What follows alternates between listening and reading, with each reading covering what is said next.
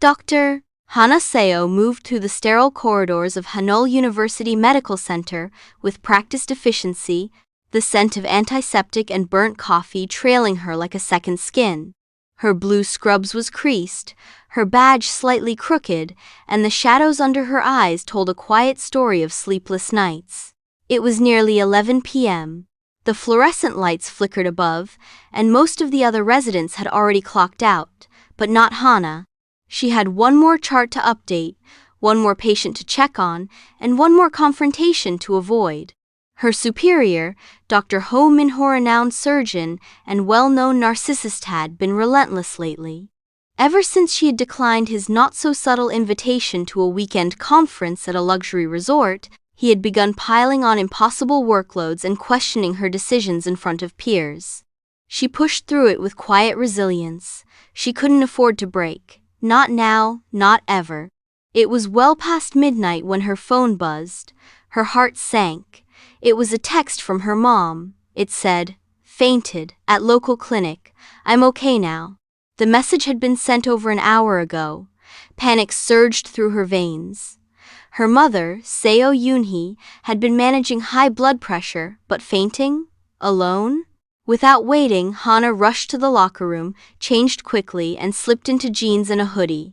Her hospital badge still clung to the strap of her bag. She caught the last express bus heading toward Damyang, the quiet town where her mother lived, a peaceful village tucked away in South Jeolla, known for its bamboo forests.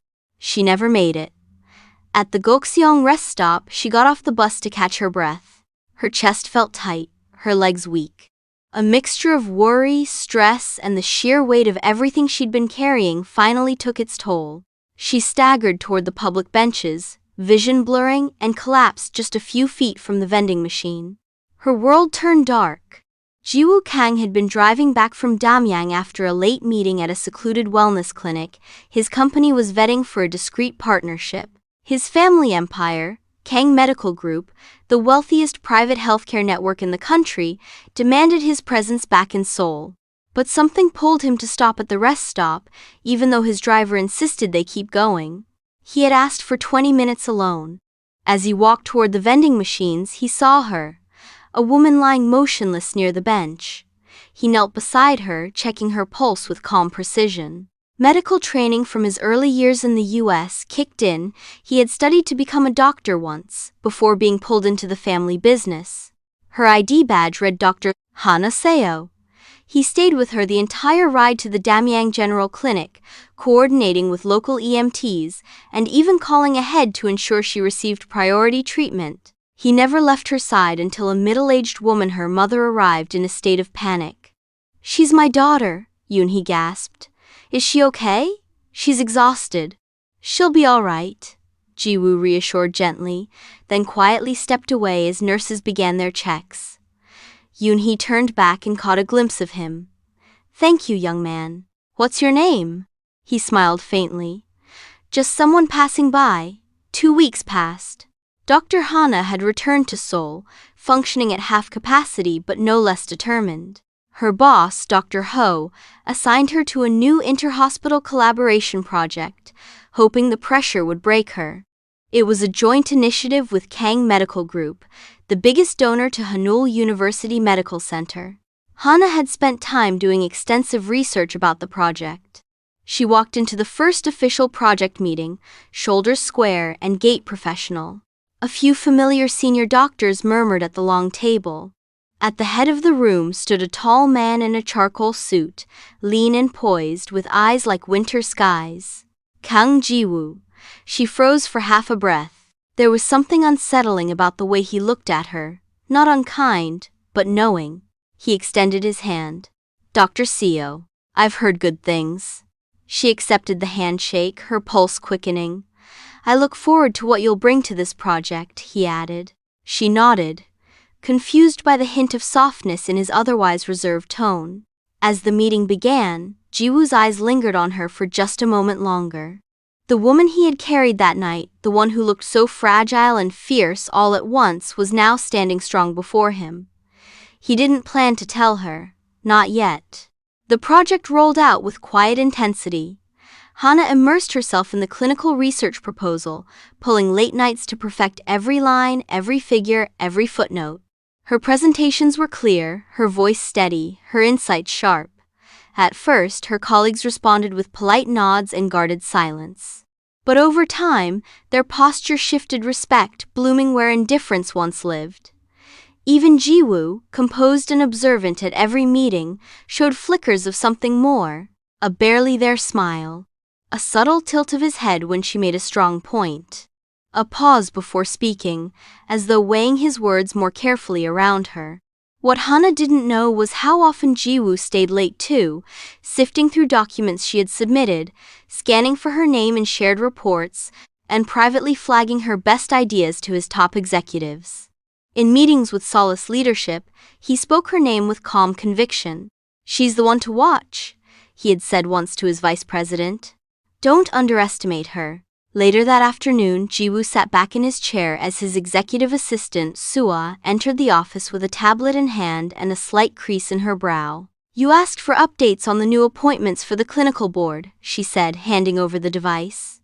Jiwoo scanned the top line and nodded. "Dr. Elias Kwan, the neurosurgeon from Johns Hopkins." Sua raised an eyebrow. "The same. He's finishing a sabbatical and relocating permanently to Korea. He'll be observing surgical protocols next week and likely proposing a few of his own. International experience, board certified and well published. He's thorough." Jiwoo's lips twitched. "You mean demanding?" "That too," Sua replied with a smirk. "But effective." She paused, then added in a lower tone. "Also, internal feedback from the department heads is pouring in. Dr. Seo's name keeps showing up unprompted. Everyone's impressed." Jiwoo looked up. "She's consistent, clear under pressure, doesn't play politics, just does the work. One of the directors even said she's the kind of doctor this institution should be built around." For a moment, Jiwoo didn't respond. Then he nodded slowly, his voice soft. "Make sure she's protected and heard." Sua tilted her head. "You mean from director?"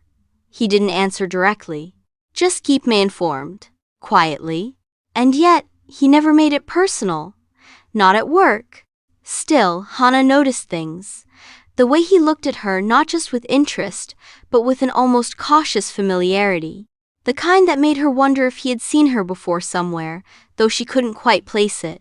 Something about him felt steadying, like the quiet inside a chapel or the stillness of bamboo in the breeze.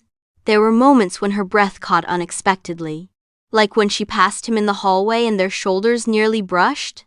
Or when their eyes met across the conference room table and he looked away a second too late. What she didn't know was how often his mind drifted to that night, the curve of her long thick lashes against her cheeks, the cold air of the rest stop, her fingers curled unconsciously in sleep. Jiwoo remembered carrying her, remembered how light she felt and how heavy it was to leave without knowing her story. He had never meant to find her again. But he had. And now she was here, thriving, sharp as a blade. It undid him a little how much he admired her.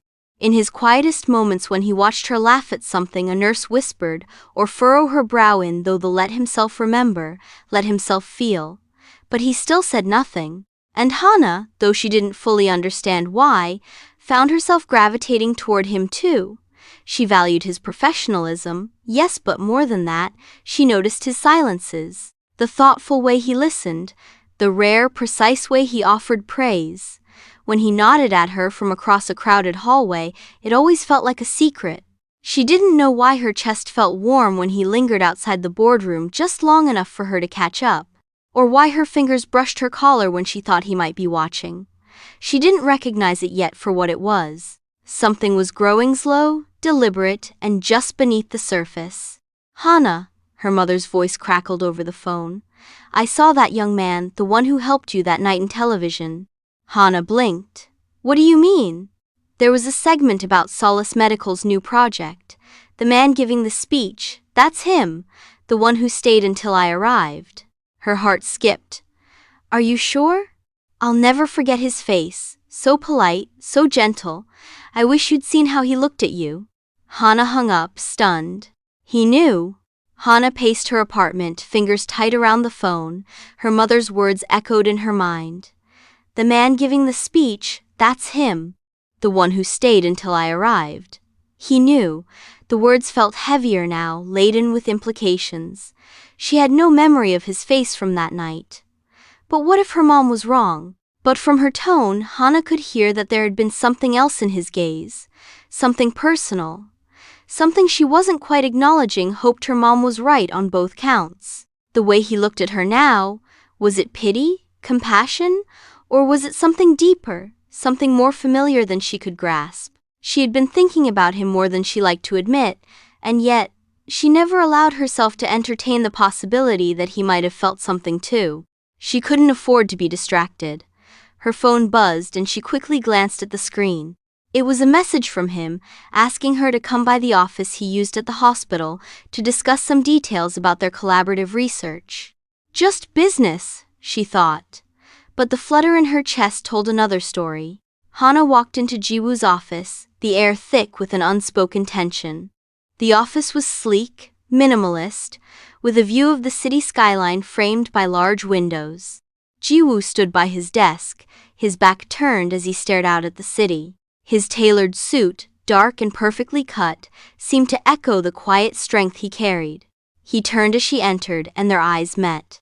"Dr. Seo," Jiwoo said, his voice low, yet carrying a warmth she couldn't quite place. He gestured to the chair in front of his desk. "Please have a seat." Hana settled into the chair, her mind racing. The proximity of his presence made her nervous in a way she couldn't explain. Every glance, every measured gesture he made, seemed to draw her closer to something she wasn't ready to face. She watched him, noticing how he looked at her intently, but with a touch of restraint, as though he were keeping something locked inside. His gaze softened only for a moment when their eyes met, before he quickly averted his attention to the papers on his desk. "Are you settled into the project?" he asked, voice professional, but with an undertone that felt oddly personal. Hana nodded, keeping her voice steady. "Yes. I've reviewed all the documentation and have a few suggestions for improvement." Her thoughts weren't on the project though, they were on him, the man who had carried her in his arms, who had stayed with her until her mother arrived, who had never said a word about it, leaving her to wonder if he had even remembered her at all. Jiwoo was still standing, one hand resting on the back of his chair. He leaned slightly toward her as if contemplating something. "You're doing well. I've been impressed with your work so far." She looked up, meeting his eyes again. The quiet admiration in them made her stomach twist, but she couldn't quite decipher if it was out of respect or something more. "Thank you," she replied, her voice softer than she intended. "I appreciate that." There was a long silence between them, the kind that carried more weight than words. Jiwoo looked away first, returning to the papers on his desk, his expression unreadable. But Hana noticed the faintest sigh he let out, and in that moment she understood. Something was lingering between them, something that neither of them could address just yet. The following days blurred together.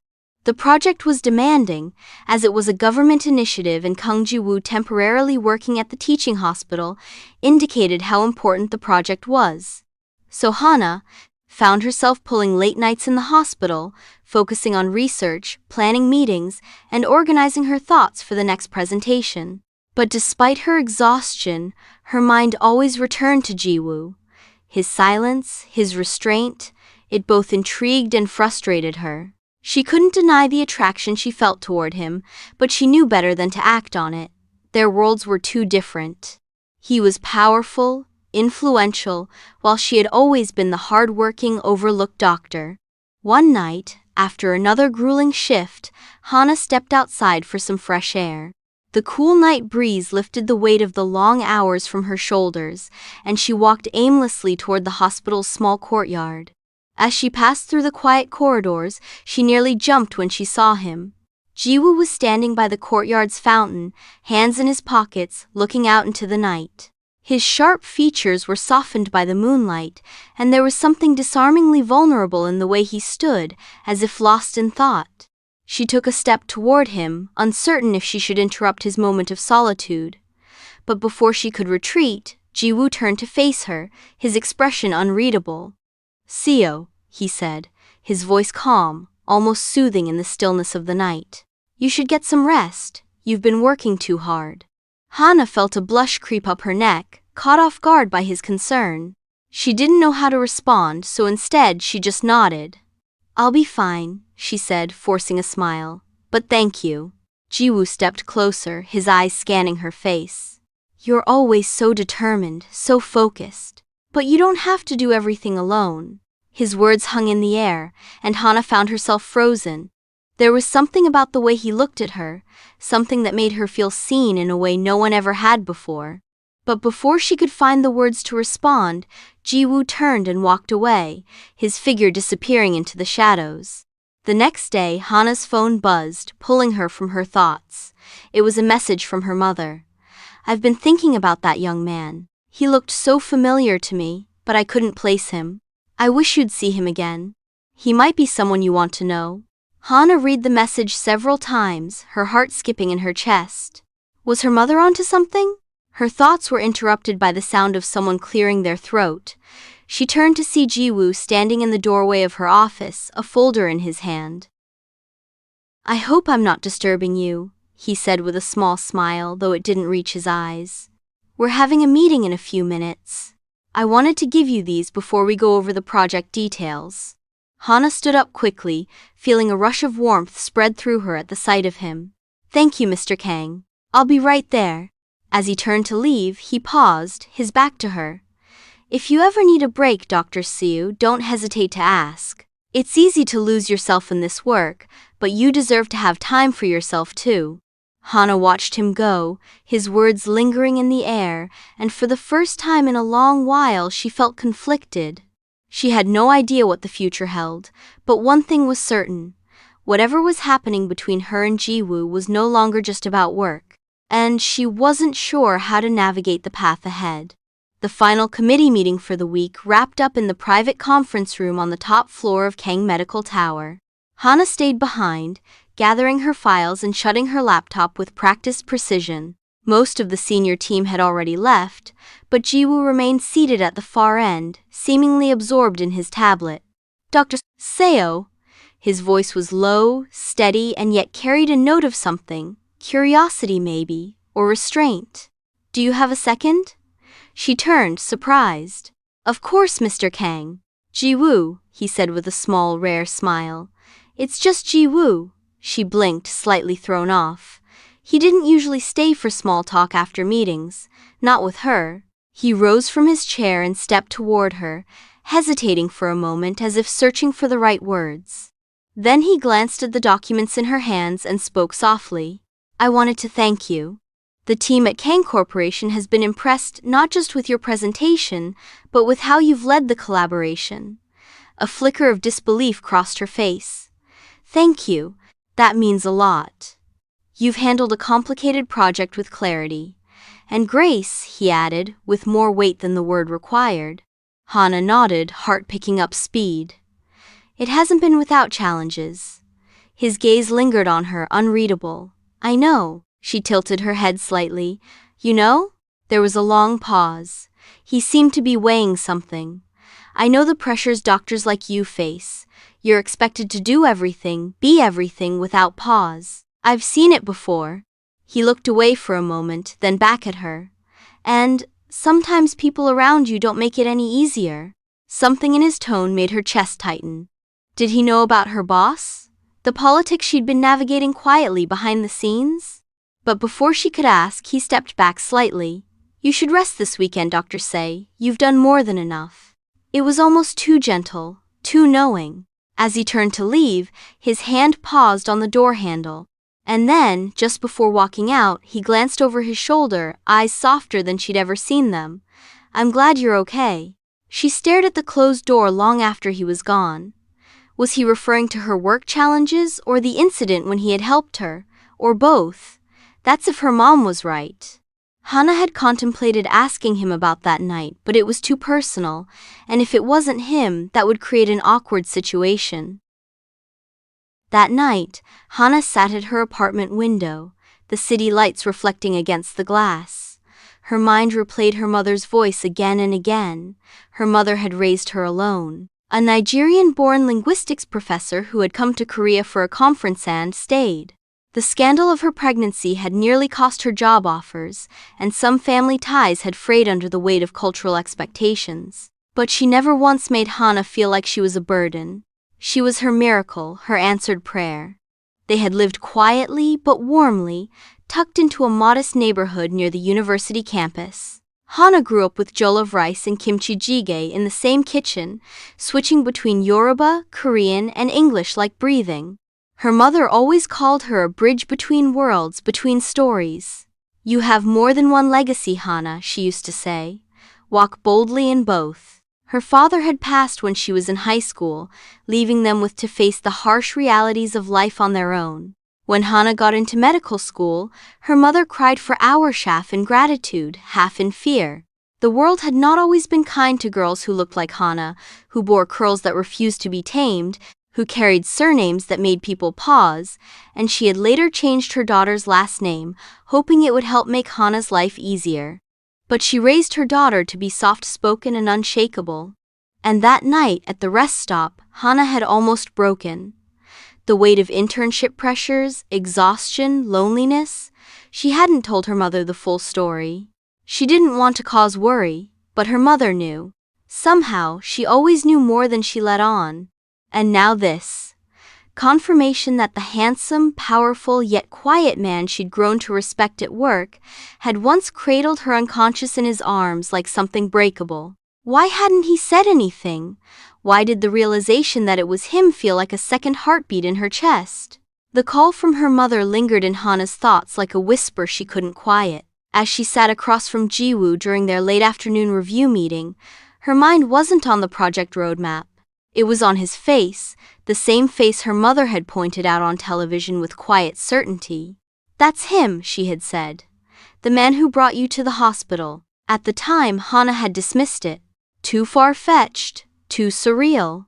But now, watching Jiwoo speak with his usual calm precision, a different kind of clarity began to surface. There was something in the way he had looked at her the day they met for this project, something that made more sense now. She glanced at the edge of his desk, remembering what the nurse had said about the stranger who had carried her in and spoken her name to the doctors. How would he have known it? Unless... Hana looked down at her notes and quietly asked, "Did I have my staff badge on when back then?" Jiwoo paused mid-sentence, then slowly placed the report in his hand back on the table. His expression didn't shift much, still composed, but the silence that followed spoke volumes. "Yes," he said, after a moment. "You did." That was all, nothing more, but for Hana it was enough. She gave a small nod as if confirming something to herself. Her eyes returned to her notes, though she couldn't quite read the words anymore. "Thank you," she said quietly, not looking up. Jiwoo didn't respond right away. Then, just as he stood to retrieve another file, his voice came calm and low. "I'm glad you were okay, Dr. Seo." Her gaze lifted to him, and in that moment, something passed between them, unspoken but understood. And that was all she needed. The hospital corridors buzzed with their usual energy, doctors, interns, and patients moving with purpose. Hana Seo adjusted the files in her arms as she approached the faculty lounge. She was headed to a quick meeting with Jiwoo and some representatives from the joint project team. His presence at the hospital, though temporary, had brought a steady rhythm to her days, predictable in a way she had come to depend on. But the moment she pushed open the lounge door, her steps faltered. Elise Park stood beside Jiwoo, laughing at something he had just said. Her dark hair glossy, her tailored coat as pristine as the U.S. medical badge still clipped to her pocket. She looked every inch the accomplished returnee from abroad, and she looked far too comfortable standing that close to him. Jiwoo seemed at ease to perhaps more than Hana had ever seen him in their brief moments outside of professional discussion. "Ah, Hana," Jiwoo said, turning as he noticed her. "Perfect timing." Elise's eyes flicked toward her, polite but appraising. "You must be Dr. Seo," she said, stepping forward with a confident smile. "I've heard your name quite a bit already." Hana returned the smile, slightly tighter. "Likewise." Welcome to the department. Elise tilted her head. Thanks. It's been good settling in. I was lucky enough to reconnect with Jiwoo and expect to run into an old classmate on my first day. Something in the way she said Jiwoo so casual, so effortlessly familiar tightened in Hana's chest. She nodded, pushing down the odd feeling creeping up her spine. Small world, she said. Jiwoo cleared his throat lightly. We should head in. The project team's already waiting. They walked together, Hana a step behind the other two. She couldn't shake the image of Elise's hand lingering on Jiwoo's arm, the way he hadn't seemed to mind. It wasn't just that Elise was confident. Hana had worked with plenty of confident women. But there was something territorial in the way Elise moved beside Jiwoo, like she knew a version of him Hana never would. And for the first time in a while, Hana felt unsure of her place, not just in the project, but in whatever undefined space was slowly forming between her and Jiwoo. The next morning, briefing had barely started when Elise strolled into the conference room, her tablet tucked neatly under one arm, the heels of her designer shoes clicking softly against the polished floor. Sorry I'm late, she said with an effortless smile, sliding into the empty seat beside Jiwoo. Back-to-back calls with Baltimore. Hana looked up from her notes, catching the way Elise's fingers lingered a moment too long on Jiwoo's arm, as she laughed at something he'd said under his breath. It was subtle, maybe too subtle to warrant any real judgment, but Hana felt it all the same. Jiwoo, ever composed, merely nodded and handed her a printed summary of the project's revised schedule. Glad you could make it, he said. The meeting moved forward, but Hana found herself struggling to focus. Elise seemed to dominate every exchange. Every suggestion she made was framed with a charm that bordered on flirtation, her glances at Jiwoo lingering just a little too long. When Hana tried to speak up about a patient-centered design proposal, Elise smoothly redirected the discussion. I think Dr. Seo's idea is interesting, Elise said, tone pleasant. But perhaps we should align more closely with the international case study from Harvard I mentioned earlier. She turned toward Jiwoo, a knowing smile on her lips. You remember the joint program we worked on back in Boston, don't you? He gave a polite smile. I do. And just like that, Hana's voice was drowned out by transatlantic nostalgia. After the meeting, Hana packed her things quickly. She didn't want to linger. Jiwoo caught up to her just outside the conference room. You didn't say much today, he said, his voice quiet. I didn't have much to add, Hana replied, her tone more clipped than she intended. Jiwoo studied her for a moment. Is everything all right? She forced a smile. Of course, just a little tired. He didn't press further, and somehow that made it worse. The soft hum of afternoon activity echoed through the teaching hospital's third-floor lounge. Jiwoo had just wrapped up a meeting with the project subcommittee and was heading toward the common area where he and Hana usually debriefed. He spotted her by the window, scrolling through her tablet, a half-finished iced Americano on the table beside her. For a second, he smiled. There was something quietly focused about the way she worked, even when she was annoyed. Hana, he greeted, walking over. Got a minute to go over the implementation outline? She looked up, startled. Oh, Jiwoo. Her tone was polite, too polite. He tilted his head. Everything okay? I was just about to head out, actually. I have a meeting with Dr. Lee about the resident scheduling. He nodded slowly. We could go over the outline together later then? Grab lunch? Hana hesitated. In truth, she'd already eaten. Alone, on the bench by the herb garden near the east wing.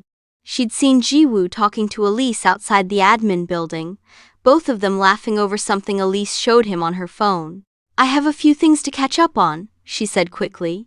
Maybe another time. Jiwoo gave her a look, measured, thoughtful. Sure, he said simply. Another time. He didn't push, but Hana could feel it. That subtle shift in his posture, the quiet flicker of confusion in his eyes. She hated it, and yet she couldn't stop herself. She needed time to sort through her thoughts, to figure out why Elise's presence suddenly made her feel inadequate, jealous, unsure. She wasn't even certain Jiwoo noticed Elise's growing boldness, or whether he did and didn't mind. As Jiwoo turned to leave, Hana looked down at her tablet again, pretending to read. But her thoughts had long since wandered elsewhere toward what might be changing between them and whether she was prepared to face it. The next morning, there was a quiet kind of electricity. Word had spread quickly. Dr. Elias Kwon, a prodigious neurosurgeon recently returned from advanced research work abroad, had officially joined the hospital's Department of Neurosurgery. Hana heard the whispers as she walked through the main corridor. Nurses chatting in low voices, residents peeking into conference rooms. Even the more senior specialists seemed intrigued. She had read about him. Dr. Kwon had been featured in international journals for his pioneering work in neurovascular reconstruction. Young, brilliant, and devastatingly poised under pressure, he had a reputation for being both gifted and grounded.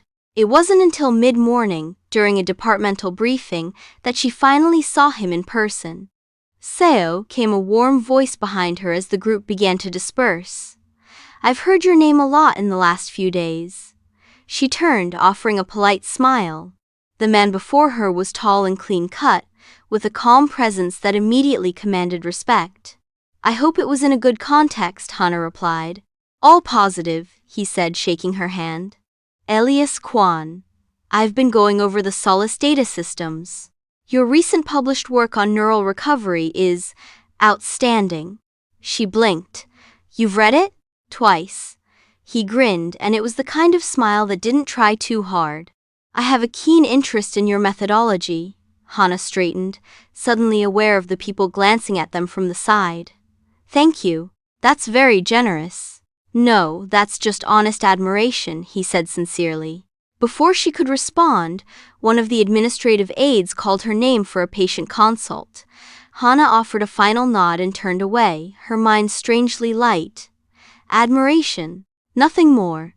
No fluttering heart, no distracted gaze, just the quiet respect of a fellow professional, and yet, it felt significant. Elsewhere, Jiwoo stood by the expansive windows of his private office, his expression unreadable. His assistant, Sua, stepped inside with a tablet in hand. "The quarterly talent review you requested. Here's the profile on Dr. Seo."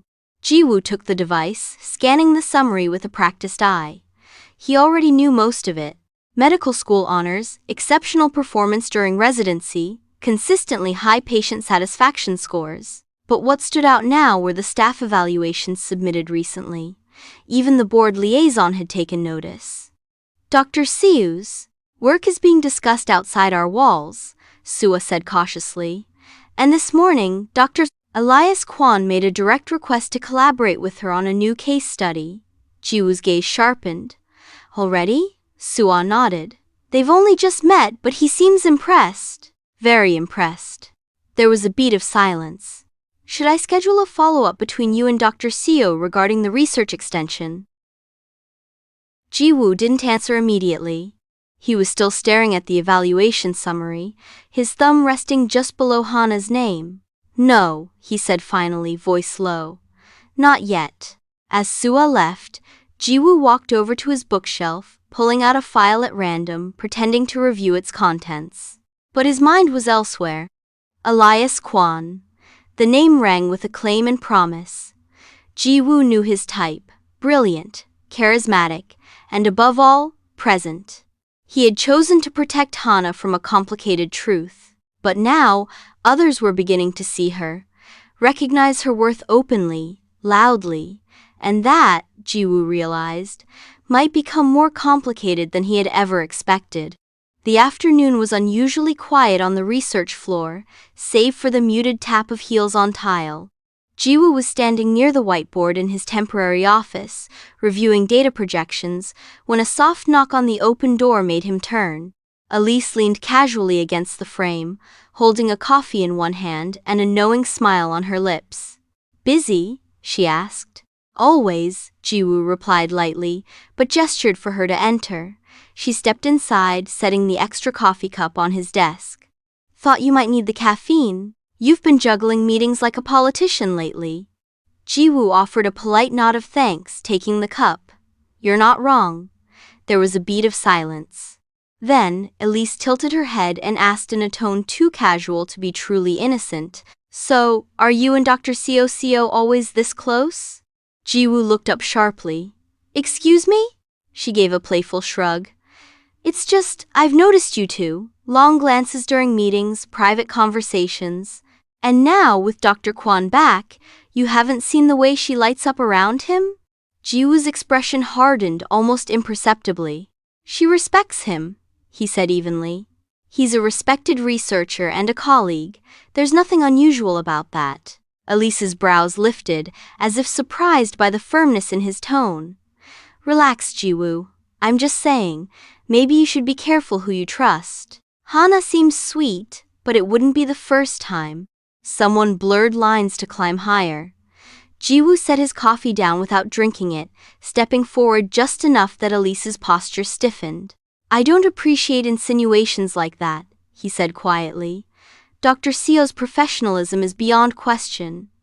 If you're misunderstanding our working dynamic, that's on you." Her smile faltered.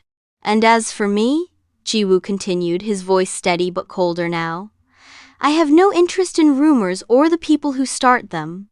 A long pause passed between them before he added, gently but unmistakably, "Elise, I'm grateful for your support on the project, but let's keep things clear between us. Professionally, I respect you.